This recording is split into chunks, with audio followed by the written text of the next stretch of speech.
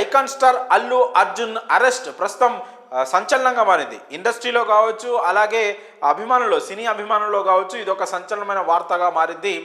అల్లు అర్జున్ని ఎందుకు అరెస్ట్ చేశారు? ఈ విషయం దాదాపు ఇప్పుడు అందరికీ ఒక క్లారిటీ వచ్చేసిన విషయం మీ అందరికీ తెలిసిందే.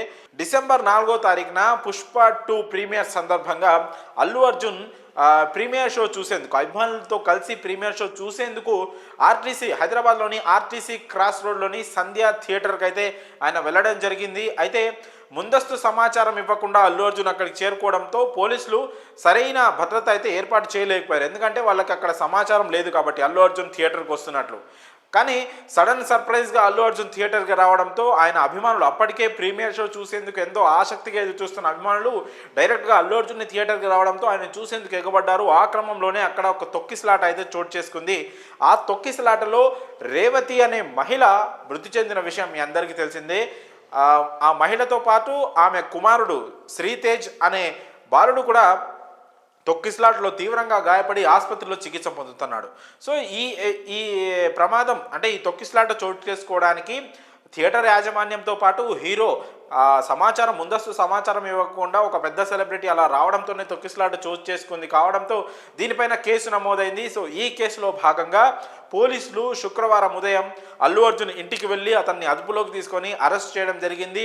అల్లు అర్జున్ని అరెస్ట్ చేసి పోలీస్ వెహికల్లోనే చిక్కడపల్లి పోలీస్ స్టేషన్కి తరలించారు.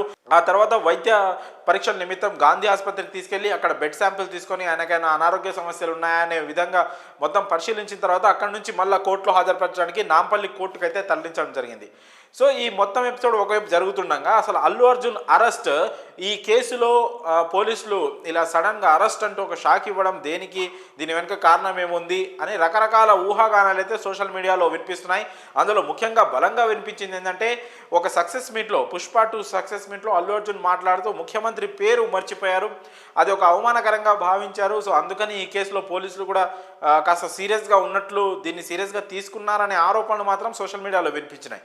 ఈ క్రమంలో రేవంత్ రెడ్డి హట్ అయినట్టు, అందుకే అల్లు అర్జున్ అరెస్ట్ అయినట్లు కూడా కొన్ని ఆరోపణలు అయితే సోషల్ మీడియాలో వెల్లువెత్తుతున్నాయి. ఈ క్రమంలోనే సీఎం రేవంత్ రెడ్డి, తెలంగాణ ముఖ్యమంత్రి రేవంత్ రెడ్డి కూడా అల్లు అర్జున్ అరెస్టుపై స్పందించారు. ప్రస్తుతం ఆయన ఢిల్లీలో ఉన్నప్పటికీ ఈ అరెస్టుపై ఆయన స్పందిస్తూ చట్టం తన పని తాను చేసుకోబోతుందని, ఈ అరెస్టులో తన ప్రమేయం ఏమీ లేదు అని ఒక స్పష్టత అయితే ముఖ్యమంత్రి రేవంత్ రెడ్డి అయితే ఇవ్వడం జరిగింది. మరి అల్లు అర్జున్ కేసులో సీఎం రేవంత్ రెడ్డి ఇచ్చిన స్టేట్మెంట్పై మీ అభిప్రాయాలను కామెంట్స్ రూపంలో తెలియజేయండి.